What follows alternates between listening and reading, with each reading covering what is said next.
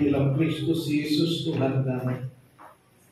Saat ini kami siapkan hati, pikiran, dan telinga kami untuk mendengar kebenaran firman Tuhan. Tuhan, penuhi kami dengan Roh yang kudus yang akan menerangkan, menanamkan firman itu, benih itu Tuhan di hati kami, sehingga benih itu tumbuh dan berbuah. Kami siap mendengar firman-Mu ya Tuhan, berbicaralah kepada kami. Di dalam Yesus Kristus Tuhan kami berdoa. Haleluya. Amin. Silakan duduk. Shalom. Puji nama Tuhan. Saudara-saudara dikasih Tuhan, hari ini khotbah saya berjudul Jauhilah Kejahatan. Sebelumnya saya mengucapkan selamat datang untuk keluarga Pak Martin. Terima kasih Pak, Tuhan memberkati, kiranya bisa menjadi bagian dari keluarga GPB segala bangsa. Di sini kita mengatakan keluarga karena kita mau satu sama lain saling menerima sebagai saudara seiman. Sebab itu yang diajarkan firman Tuhan. Baik, kita buka Alkitab kita hari ini dari kitab Amsal. Belum bisa. Amsal pasal 4 ayat 23 sampai ayat yang ke-27. Ya, Amsal 4 ayat 23 sampai 27. Kita baca bersama-sama 4 ayat, ya. Kita mulai dengan hitung yang ketiga, saya hitung, nanti kita baca sama-sama. 2, 3. Jagalah hatimu dengan segala kewaspadaan, karena dari situlah terpancar kehidupan. Buanglah mulut serong daripadamu, dan jauhkanlah bibir yang dolak-dalik daripadamu. Biarlah matamu memandang terus ke depan, dan tatapan matamu tetap ke muka. Tempuhlah jalan yang rata, dan hendaklah tetap segala jalanmu. Janganlah menyimpang ke kanan atau ke kiri. Jauhkanlah kakimu dari kejahatan. Amin. Haleluya. Judul ini saya ambil dari bagian ayat terakhir di mana dikatakan, jauhkanlah kakimu dari kejahatan. Haleluya. Saudara-saudara dikasih Tuhan. Oke, di situ. Kenapa ya? Sudah bisa? Oke. Ya. Nah, kalau kita ingat bahwa Rasul Paulus mengingatkan kita bahwa hari-hari ini adalah jahat, ya. Pergunakanlah waktu yang ada, katanya. Efesus pasal 5 ayat yang ke-16. Sebab hari-hari ini adalah jahat. Ini menunjukkan bahwa kehidupan kita setiap hari selalu diperhadapkan dengan berbagai kejahatan. Bahwa kita tidak bisa lepas dari kejahatan. Maka dikatakan, pergunakanlah waktu yang ada, sebab hari-hari ini adalah jahat. Jadi kita melihat bahwa setiap hari selalu ada peluang untuk berbuat jahat. Mulai dari kita bangun pagi pun kita bisa punya peluang untuk berbuat kejahatan. Jadi setiap bangun pagi apa yang kita mau buat? Ya, apakah dengan pikiran-pikiran yang kotor atau mulai dengan diisi dengan firman Tuhan? Jadi pagi-pagi bangun pun ada peluang untuk berbuat jahat. Ya, kecenderungan kita itu juga adalah membalas kejahatan dengan kejahatan. Apabila kita disakiti, apabila kita diancam, apabila kita difitnah, kita cenderungnya mau balas, betul nggak? Kita sakit hati, kita mau awas kamu, nanti kamu, tunggu balasan saya. Itu kecenderungan. Itu menunjukkan bahwa kita selalu menghadapi kecenderungan untuk berbuat kejahatan. Jadi kalau kita belajar dalam kehidupan kita, kejahatan itu selalu mengintai kita. Kain contohnya, Tuhan sudah mengingatkan Kain, mengapa kamu sakit hati? Ya, kan? Kalau kamu sakit hati, hatimu panas, kecewa, maka dosa sudah mengintai kata Tuhan kepada baik. Jadi kita melihat bahwa kejahatan itu mengintai kita, dosa itu begitu kuat mengintai kita, supaya kita mengikuti kedagingan, mengikuti keinginan berdosa setiap hari dengan gadget kita, ya, dengan gadget kita, dengan HP dan segala macam yang kita miliki. Kecenderungan kita, apalagi kalau saya kadang-kadang kalau begitu baca berita, kadang-kadang iklannya udah nggak jelas. Ya, nah kalau kita nggak waspada, pengen juga penasaran, klik, nah jatuhlah kita, kan gitu ya. Jadi kejahatan itu mengintai, dosa itu mengintai, memikat kita supaya kita terjatuh. Sebagai orang percaya, ya hidup kita adalah peperangan melawan kejahatan. Ya, ini hidup kita, dan dari bacaan kita dari kitab Amsal ini ada 4 cara, 4 cara untuk menjauhi kejahatan. Ya, kita akan belajar satu persatu. Agak panjang, biasanya 3 Pak, korbannya kok ini 4, ya nggak apa-apa ya, sekali-sekali 4 ya. Hari ini kita melihat ada yang pertama itu dikatakan menjaga hati. Cara pertama supaya kita bisa menjauhi kejahatan itu adalah jaga hati. Jaga hati. Di dalam ayat yang ke-23 dikatakan, jagalah hatimu dengan segala kewaspadaan, karena dari situlah terpancar kehidupan. Ada lagu kan? Jagalah hati, jangan kau nodahi. Orang dunia saja, orang di luar Kristen saja berkata jaga hati, jangan kau nodai. Jaga hatimu supaya engkau tidak jatuh ke dalam kejahatan. Jaga hati, jagalah hatimu dengan segala kewaspadaan, dikatakan. Karena dari situlah terpancar kehidupan. Kata jagalah hati itu artinya jagalah baik-baik, bukan hanya sekedar jaga saja. Maka dikatakan dengan segala kewaspadaan, jagalah hatimu dengan baik, jangan menjaga hati dengan tekun, dengan seksama. Ini yang diajarkan. Jadi bukan hanya sekedar menjaga begitu asal menjaga, tetapi kita betul-betul bertekun, betul-betul menjaga, betul-betul memperhatikan supaya hati kita bersih. Itu kata jaga hati dengan segala kewaspadaan. Hati, atau kita juga kenal istilah hati nurani. Hati nurani saya baca di dalam kamus itu, ini merupakan perasaan moral dalam manusia yang dengannya dia memutuskan mana yang baik dan yang jahat, dan mana yang menyetujui atau menyalahkan perbuatannya. Itu hati nurani. Nah ini makanya dikatakan oleh Amsal, dari situlah terpancar kehidupan. Atau dengan kata lain, hati itu adalah pusat manusia batinnya kita. Ya, hati adalah pusat manusia batinnya kita. Jadi dalam diri kita ini ada manusia jasmani yang kita bisa lihat, yang kita bisa pegang, yang ada ini, yang ada badannya, ada dagingnya ini. Ini manusia jasmani. Tetapi di dalam diri kita ada namanya manusia rohani atau manusia batiniah kita, dan itu dikuasai oleh hati nurani kita. Ya, pusatnya itu ada di hati nurani. Makanya di dalam hati nurani, di dalam hati kita akan menentukan, kita akan bisa membedakan mana yang baik, mana yang jahat, mana yang kita setujui, mana yang tidak kita setujui. Kita akan memutuskan berdasarkan hati nurani kita, mana yang akan kita ikuti. Tetapi sebelum kali, ketika kita mau memilih, kedagingan kita lebih kuat. Ketika kita mau memilih yang baik, kedagingan kita lebih kuat. Ketika kita mau memilih yang baik, kita lebih cenderung melakukan yang jahat.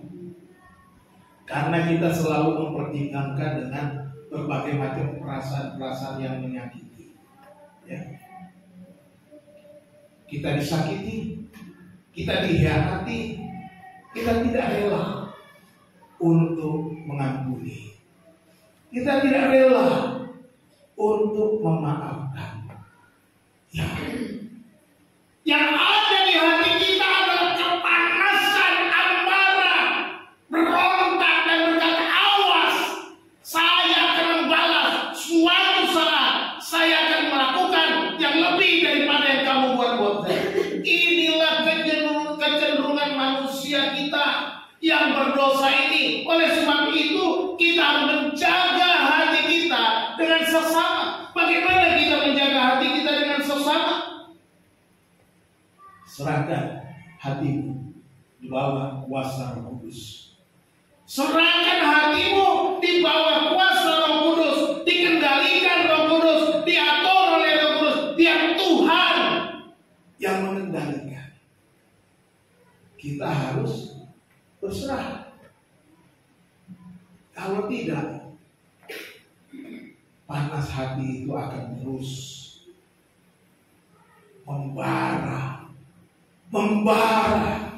membakar kita, dan terus akan membuat itu menjadi dosa yang lebih besar, bahkan bisa melakukan balas dendam. Ini yang berbahaya.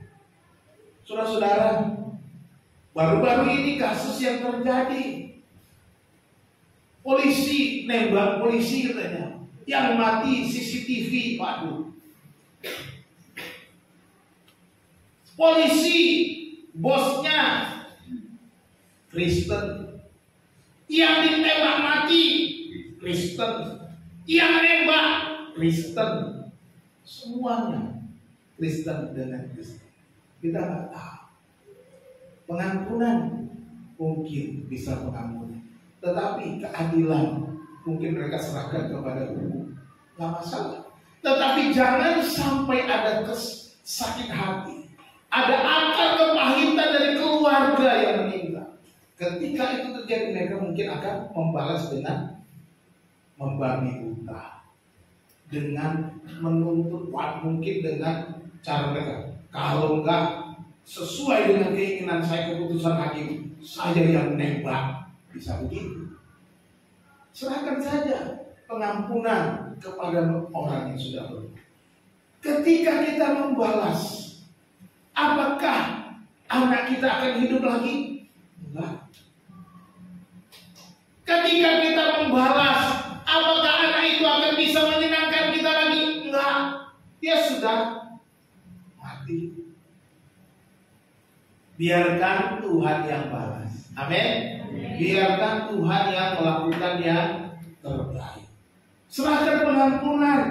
Jadi dikatakan hatimu memancarkan kehidupan. Apa yang ada di hatimu akan terpancar. Apa yang ada di isi hatimu akan nampak. Apa yang ada di dalam hati akan kelihatan. Apa yang kau perbuat itu cerminan hatimu. Hati-hati. Ya. Hati-hati kalau melakukan bertindak. Apa yang kita berbuat tiap hari itu cerminan hati. Orang yang selalu marah-marah itu cerminan hatinya. Hatinya tukang marah. Ya. Orang yang selalu rendah kelihatan sopan santun, lemah lembut, itu pancaran hatinya. Ya. Betul. Karena ini firman Tuhan katakan, jagalah hatimu dengan segala kewaspadaan, karena dari situlah terpancar kehidupan. Memancar katanya. Apa yang ada di hatimu akan keluar. Jadi hati harus dijaga dengan kewaspadaan seperti pas pampres. Pas pampres itu kan jaga presiden. Kalau lihat presiden kemana-mana, apalagi zamannya presiden sekarang ini. Ya, presiden sekarang kan dekat dengan rakyat. Presiden sekarang sebentar salam-salaman sana sini, turun dari sesuka-sukanya, ngumpul dengan rakyat. Pas pampresnya ini yang kewalahan. Dia harus waspada betul.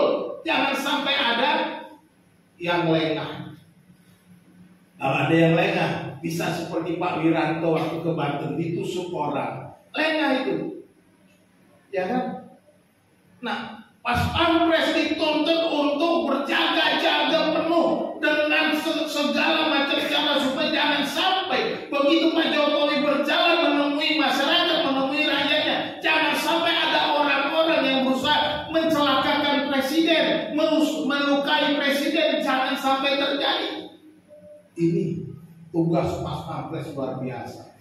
Dia jaga dengan segala kewaspadaan. Matanya muter-muter ke sana kemari, dia dicurigai. Mereka betul-betul banyak. Artinya kita harus bisa menjaga hati kita dengan sepenuh hati kita, dengan sekuat tenaga kita, dengan segenap pikiran kita, betul-betul. Jangan sampai dosa kedagingan yang menang. Jangan sampai sakit hati yang menang. Kalau hatimu buruk, maka buruk juga hidupmu. Kalau hatimu baik, maka baik juga hati. Ini yang pertama. Jaga hati. Yang kedua, jamu. Ya, jaga mulut. Ya. Jaga mulut. Ayat 24 bilang apa? Buanglah mulut serong daripadamu dan jauhkanlah bibir yang dolak-dalik daripadamu. Mulut ini bukan sekedar bibir, karena berbicara mulut berkaitan juga dengan apa yang kita katakan. Kalau apa yang kita katakan itu karena lidah kita. Lagu zaman bahla bilangnya apa? Memang lidah tak bertulang, tak terbatas kata-kata, tinggi gunung 1000 janji, lain di bibir, lain di hati. Makanya pertama kita jaga hati, tapi yang kedua jaga mulutmu, jaga perkataanmu. Mulut berhubungan dengan apa yang kita katakan, apa yang kita ucapkan, apa yang keluar dari mulut kita. Ini menjadi penting. Jangan sampai mulutmu itu bisa membunuh orang. Pak, kok bisa membunuh? Iya. Ada yang namanya pembunuhan karakter. Nah, itu pembunuhan karakter. Membunuh karakter orang, menjelekkan orang, memfitnah orang. Jaga mulutmu. Kalau mulut kita, perkataan kita kotor. Kalau kita Efesus juga kan, janganlah perkataan kotor keluar dari mulutmu. Ya. Jadi ini harus kita waspadai. Jaga mulut. Kata-kata apa yang keluar ketika engkau marah? Jaga mulut. Biasanya kalau udah marah, emosi, kata-katanya kotor. Kata-katanya kebun binatang. Ya, kata-katanya sumpah serapah. Itu yang terjadi. Kita belajar dari kitab Yakobus, coba satu orang baca. Yakobus pasal 3 ayat yang ke-6. Yakobus 3 ayat 6 katakan bahwa lidah itu adalah api. Yang sudah ketemu silakan baca. Yakobus pasal 3 ayat 6. Silakan. Yakobus 3 ayat 6. Lidah pun adalah api. Ia merupakan suatu dunia kejahatan dan mengambil tempat di antara anggota-anggota tubuh kita sebagai suatu yang dapat menodai seluruh tubuh dan menyalakan roda kehidupan kita. Sedang ia sendiri dinyalakan oleh api neraka. Wah, luar biasa tuh lidah.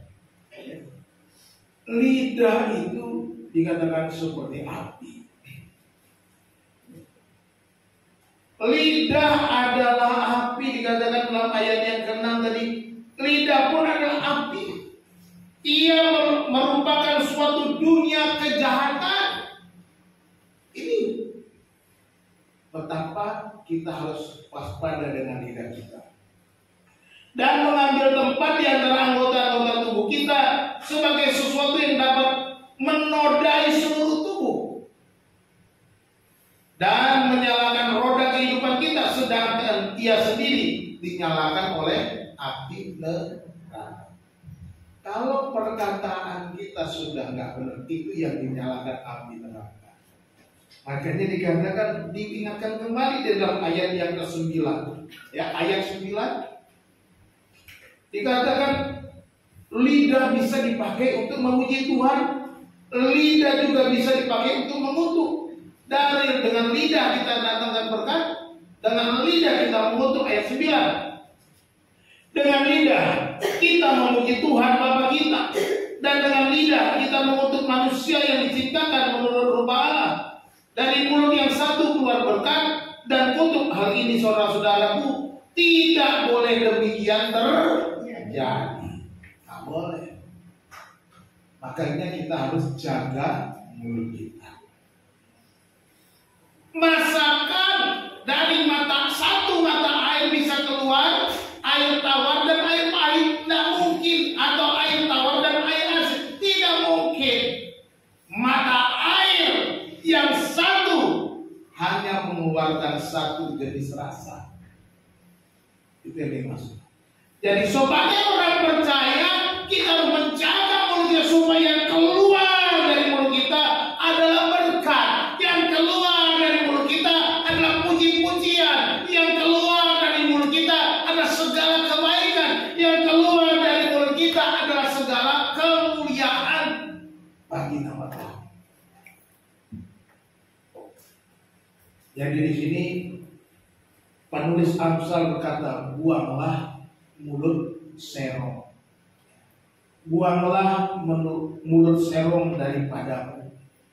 Mulut yang keliru. Jauhkanlah bibir yang dolak-balik. Yang dolak-balik ya.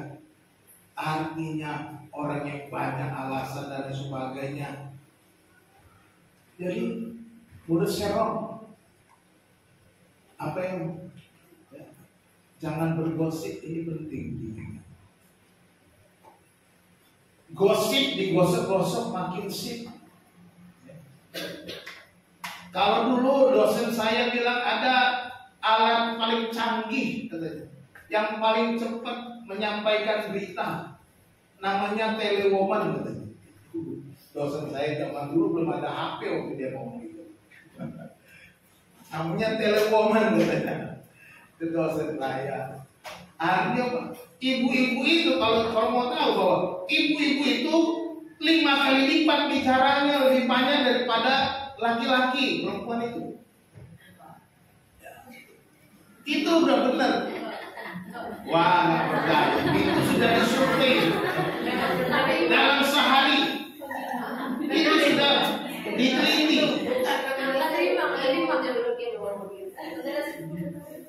Sudah diteliti. Artinya lebih banyak perempuan bicaranya daripada laki-laki. Makanya suami-suami kalau istri banyak bicara ya dengar aja. Gitu. Dengarkan dengan baik. Mereka apa? Mereka perlu mengungkapkan semua yang diucap. Jadi dia mau ngomong. Jadi dengar saya. Jadi kalau belum sampai dalam sehari itu waduh sesuai dengan maunya, dia akan ngomong terus. Jadi harus ada waktu untuk memberi telinga kepada istri. Bukan soal gosip, bukan. Berbicara, menyampaikan apa saja. Kadang istri pengen ngomong aja gitu. Betul. Tapi coba kalau istri saya juga gitu, kalau dia mau ngomong saya nggak mau dengar, dia marah-marah mulai. Kalau saya mulai sibuk dan kerja dia mau ngomong kan? Ya kadang-kadang saya kerja dia mau ngomong tapi dia nggak mau ngomong, aku nggak terganggu katanya. Tapi udah nanti begitu pasti malamnya ngomong lagi. Karena harus ngomong. Nah kadang-kadang karena kebanyakan ngomong ini yang harus diperhatikan. Jangan sampai kita pakai karena kebanyakan suka ngomong itu untuk bergosip. Itu maksud saya. Untuk ceritakan kejelekan orang, ceritakan kejelekan temannya, ceritakan kejelekan suaminya, ceritakan kejelekan istrinya, ceritakan suami istrinya nggak? Oh karena perempuan tadi. Ceritakan kejelekan, pokoknya siapa saja, pokoknya dia punya bahan cerita. Kau tahu nggak siapa itu? Begini. Ada yang begitu. Jangan sampai dipakai mulut untuk hal-hal seperti itu. Jadi ini kita gunakan mulut. Makanya anak sekolah minggu diajarkan nyanyinya dari kecil kan. Hati-hati gunakan mulutmu, amin. Hati-hati gunakan mulutmu, amin. Ada yang pernah belajar sekolah minggu dulu gitu? Tapi banyak yang lupa ya kan. Udah gede lupa. Dulu kecil bilangnya amin, tapi udah gede mulutnya nggak dijaga. Ya. Jangan mudah marah. Hati-hati. Alkitab bilang janganlah matahari terbenam sebelum padam amarah. Marah harus tahan diri. Ya, marah memang gampang. Ini sudah bawaan daging kita. Tetapi saudara dikasih, kalau kita mau jaga, maka kita bisa nggak marah. Kalau kita benar-benar menyerahkan semuanya kepada Tuhan, kita bisa nggak marah. Satu contoh, orang yang saya tahu, yaitu kakaknya Bu Hana, kakak ipar saya, mas saya dia, nomor 1 almarhum. Itu orang nggak pernah marah. Selama saya ketemu dengan dia sejak saya masih kuliah, belum nikah, masih pacaran, ketemu dengan beliau sampai beliau dipanggil Tuhan, saya belum pernah lihat dia marah. Sama siapa aja, sama istri juga gak pernah marah. Nggak pernah yang saya lihat depan mata kalau saya ketemu. Nggak tahu kalau saya nggak ketemu ya. Tapi yang jelas belum pernah. Dan saya tahu memang sifatnya begitu. Orang yang nggak pernah marah.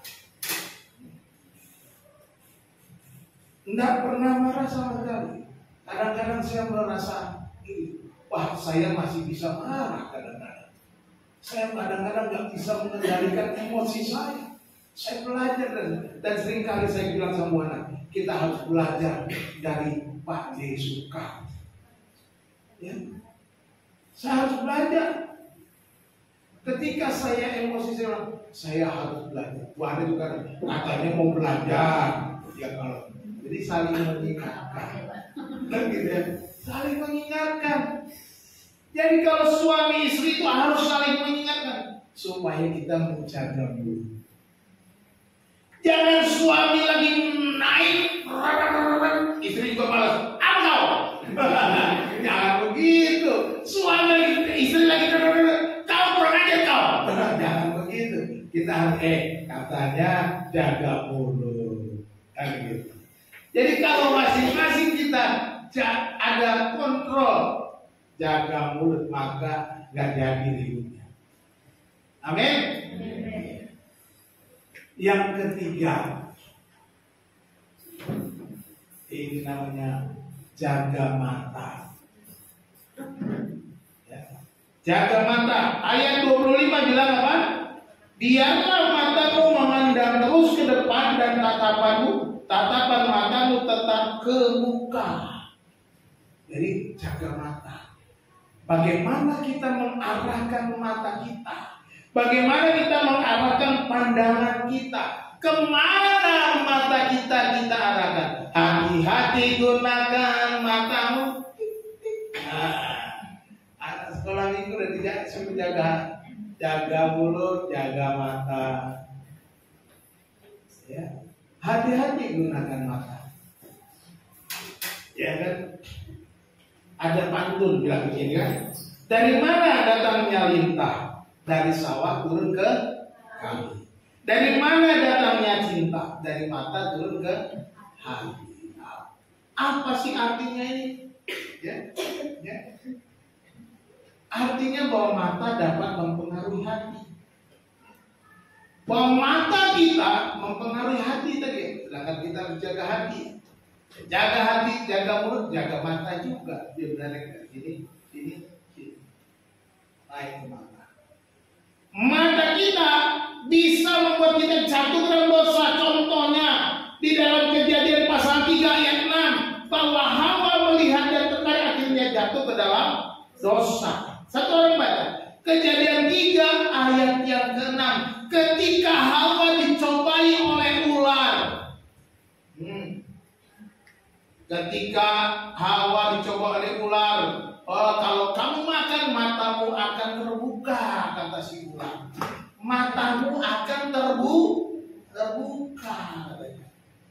Coba baca Kejadian 3 ayat 6. Ular itu melihat bahwa buah pohon itu baik untuk dimakan dan sedap kelihatannya. Lagi pula pohon itu menarik hati karena memberi pengertian. Yes. Lalu ia mengambil dari buahnya dan dimakannya dan diberikannya juga kepada suaminya yang bersama-sama dengan dia, dan suaminya pun memakannya. Wah, luar biasa. Hawa dicobai oleh ular itu, oleh si iblis. Akhirnya dia melihat, ya, ayat 5, matamu nanti terbuka, tahu tentang yang baik dan yang jahat, kata ular. Lalu perempuan itu melihat. Hawa pun melihat kepada buah itu. Padahal Tuhan sudah bilang tentang buah yang ada di tengah-tengah taman itu, jangan kamu makan buahnya. Apabila kamu makan pasti kau mati. Tuhan sudah berfirman, tetapi mata bisa tergiur. Kita sudah tahu banyak firman Tuhan, tetapi kalau kita tidak jaga mata, kita bisa jatuh seperti nenek moyang kita ini. Ini kan nenek moyang kita yang Adam dan Hawa. Hawa bilang, bahwa buah pohon itu baik untuk dimakan dan sedap. Lihat, wow, kayaknya enak nih dimakan. Buahnya ranum, buahnya enak, segernya. Ya, lagi pula pohon itu menarik hati. Mulai turun ke hati. Ya, mulai turun ke hati karena memberi pengertian. Nah, kalau udah turun ke hati, nih keputusannya mau pilih apa enggak, ya. Lalu ia mengambil dari buahnya dan dimakannya. Ambil makan, sudah tertarik. Bukan cuma sampai itu, dan diberikannya juga kepada suaminya yang bersama-sama dengan dia, dan suaminya pun memakannya. Sudah dia jatuh dalam dosa, dia menyeret orang lain juga jatuh ke dalam dosa. Bahaya.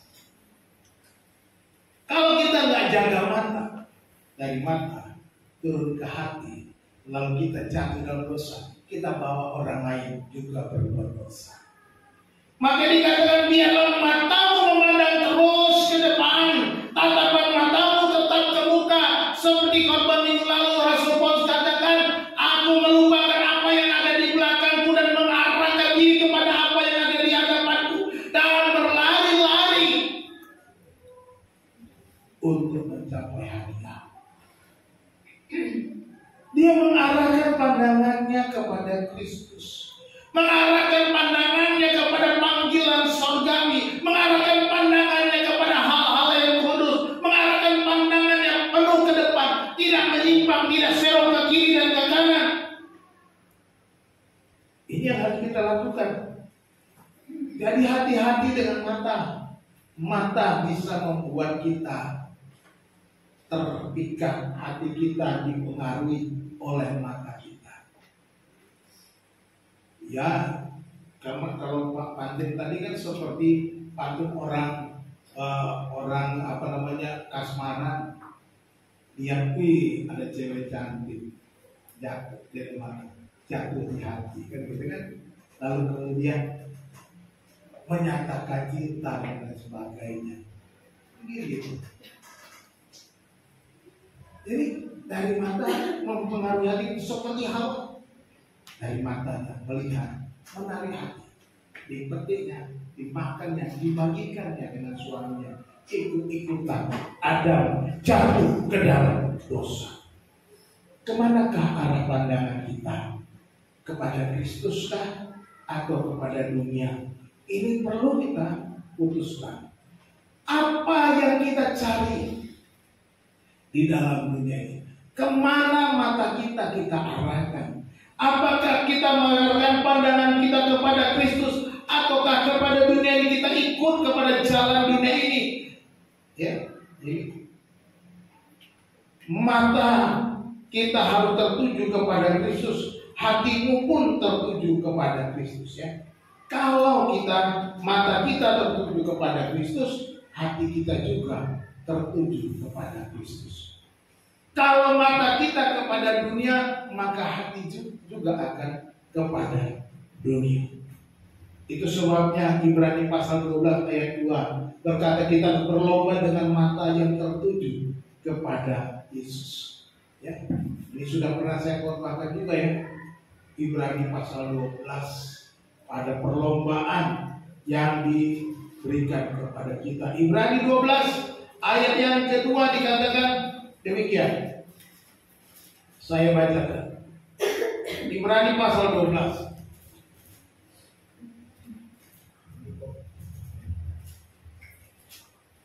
Ayat yang kedua, marilah kita melakukannya dengan mata yang tertuju kepada Yesus yang memimpin kita dalam iman dan yang bawa iman kita itu kepada kesempurnaan, yang dengan mengabaikan kehinaan tekun memikul salib ganti sukacita yang disediakan bagi kita yang sekarang duduk di sebelah kanan tahta Allah.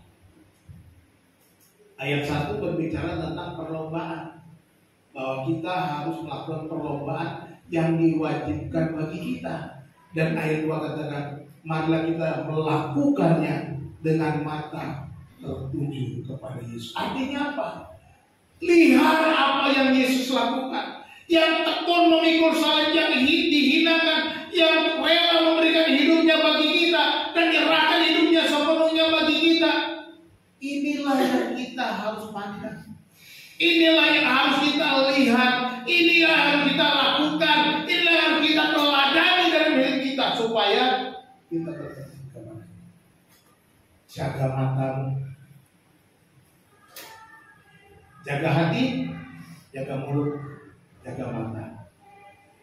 Dan yang terakhir, jaga langkah, jaga setiap jalan kita. Ya, jalan, jaga langkah. Ayat 26-27. Tempuhlah jalan yang rata dan hendaklah tetap segala jalanmu. Janganlah menyimpang ke kanan atau ke kiri. Jauhkanlah kakimu dari kejahatan. Firman Tuhan bilang tempuhlah jalan yang rata. Artinya apa? Jangan mengikuti kurang. Ya. Jalan yang keliru, jalan yang rata. Bagaimana kita bisa mengikuti jalan yang rata? Kita harus letakkan firman Tuhan seperti meletakkan firman Tuhan di satu sisi timbangan dan di satu sisi apa yang kita lakukan. Seperti itu. Artinya kita mengikuti jalan yang rata. Bagaimana firman Tuhan? Kalau kita timbangan, firman Tuhan bilang apa? Sama, sesuai. Jadi inilah jalan yang rata. Ikutilah firman Tuhan, ikutilah jalan Tuhan, ikutilah jalan yang benar, ikutilah Kristus. Dikatakan akulah jalan dan kebenaran dan hidup. Kita nggak bisa menemukan jalan yang lain untuk mendapatkan hidup. Kita tidak menemukan jalan yang lain untuk dapat sampai kepada Bapa surgawi selain di dalam Kristus. Sebab di bawah kolong langit tidak ada nama lain yang diberikan kita supaya kita dapat diselamatkan selain nama Yesus Kristus. Jadi firman Tuhan harus menjadi dasar hidup kita. Inilah jalan yang rata. Hendaklah segala jalan tetap lurus. Makanya dengan jangan menyimpang ke kanan atau ke kiri. Ya. Ini kita harus berlaku teguh, cermat, dan tak berubah-ubah. Ya. Hendaklah tetap teguh, tetap segala-jalan, jangan berubah-ubah langkah. Kita harus melangkah di jalan yang benar. Kita harus melangkah di jalannya kehendak Allah. Kita harus melangkah menurut rencana Tuhan. Kita harus melangkah menurut apa yang Tuhan mau, yaitu firman Tuhan. Ini jalannya Tuhan. Nggak ada jalan yang lain. Firman Tuhan itu jalan yang benar. Karena di dalam firman Tuhan ini diajarkan kepada kita apa yang harus kita lakukan, apa yang harus kita kerjakan, apa yang harus kita perbuat. Firman Tuhan ada. Ketika kita berusaha, jangan kita melakukan kejahatan dengan timbangan yang dua macam timbangan katanya. Ada. Dua macam timbangan adalah kekejian bagi Tuhan. Jadi jangan timbanganmu yang salah. Para pedagang hati-hati. Jadi harus timbangan yang benar. Ya. Ada di sini firman Tuhan katakan aja. Kalau bekerja jangan korupsi. Ada dikatakan jangan menerima suap. Ada di Alkitab. Jadi kita harus melakukan firman. Ini jalan yang rata. Ketika Yosua dipilih untuk menggantikan Musa, Tuhan berfirman, kuatkan dan teguhkan hatimu. Yosua pasal 1 ayat yang ke-7. Firman Tuhan bilang begini kepada Yosua, hanya kuatkan dan teguhkanlah hatimu dengan sungguh-sungguh. Bertindaklah hati-hati sesuai dengan seluruh hukum yang telah diperintahkan kepadamu oleh hamba-Ku Musa. Janganlah menyimpang ke kanan atau ke kiri, supaya engkau beruntung kemanapun engkau pergi. Ya. Kalau kita tidak menyimpang ke kanan dan ke kiri, dikatakan firman, engkau akan beruntung kemanapun engkau pergi. Bah, kayaknya sulit untung kalau jujur-jujur terus, siapa yang bilang? Alkitab menjamin kok. Kalau kita jujur-jujur, ada jaminan bahwa kita beruntung. Kalau menurut ukuran dunia nggak untung katanya. Tapi cara Tuhan memberikan kita keuntungan ada banyak. Tuhan tidak pernah kewalahan untuk memberkati. Tuhan tidak pernah kewalahan untuk membalas segala kebaikan yang kau buat. Ya. Jadi jangan pernah berpikir bahwa kita harus melakukan kejahatan. Makanya jaga langkah, jagalah jalan, jagalah setiap langkah kemana engkau berlangkah. Apa yang kita perbuat ini berarti langkah, bukan sekedar langkah kaki, tapi apa yang kita perbuat di dalam hidup kita sehari-hari. Jaga langkah, jaga hati, terus jaga mulut, jaga mata, jaga tangan, jaga langkah. Ini yang harus kita. Inilah cara supaya kita bisa menjauhi kejahatan, kata penulis Amsal. Dengan kita menjaga semua itu, kita pasti lepas dari kejahatan. Yusuf satu contoh lagi.